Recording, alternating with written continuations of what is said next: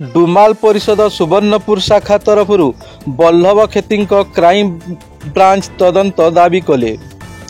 डुमाल परिषद ओडिशार सुवर्णपुर शाखा तरफ बल्लभ खेती मृत्युर क्राइम ब्रांच तदंत पई जिला आरक्षी अधीक्षक को भेटी दाबीपत्र प्रदान करिसेंती। पूर्वतन सरपंच बल्लभ को पंडरापाली ग्राम ठारे योजनाबद्ध भावे गत 11/7/2025 रे मारिथिबा व्यक्ति मोबाइल कॉल रेकर्डिंग जांच सह क्राइम ब्रांच तदंत सह दोषी प्रति दृढ़ कार्यानुष्ठान ग्रहण पई जिला डुमाल परिषद दाबीपत्र रे उल्लेख करिसेंती।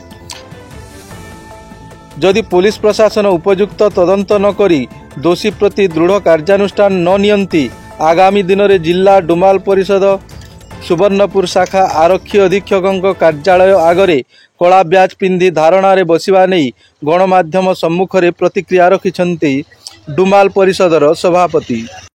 आमे आज सुवर्णपुर डुमाल परिषद आज आमर जो डुमरीपाली ब्लॉक रो पूर्वतन सरपंच बल्लभ खेती को निर्मम भाव हत्या करिछन।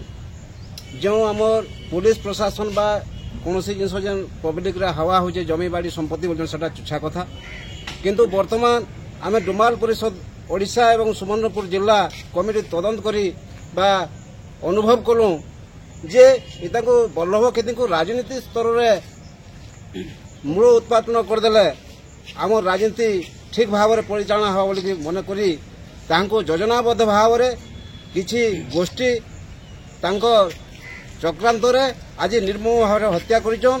तेणुकरी आमे जिला पुलिस प्रशासन को अनुरोध करछुं तांकर मोबाइल फोन सब ट्रैकिंग करा जाऊ एवं कॉल रेकर्ड ट्रैकिंग करा जाऊ।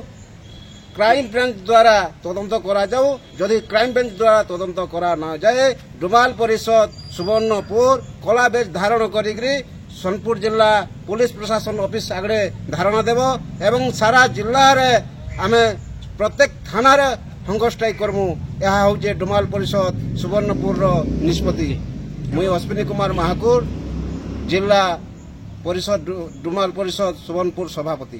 डुमरीपाली ब्लॉक अंतर्गत गजबंध ग्रामर सरपंच श्रीमती बासंती खेतींकर स्वामी तथा गजबंध ग्राम पंचायत पूर्वतन सरपंच बल्लभ खेती को केते जन दुर्वृत्त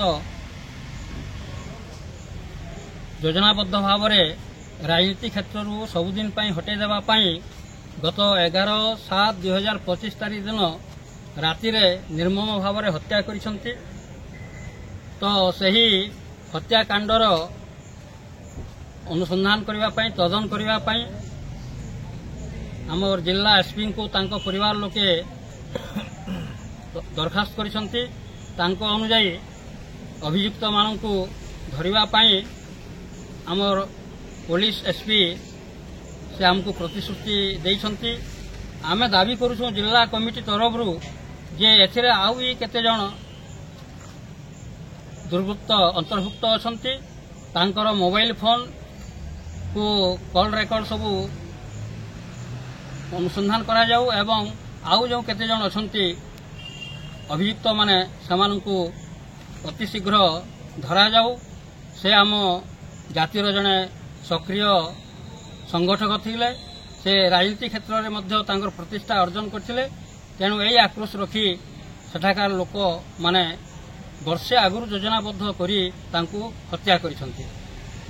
जदि मु होची ईश्वर कर्मी जिला डुमाल परिषद रो साधारण संपादक।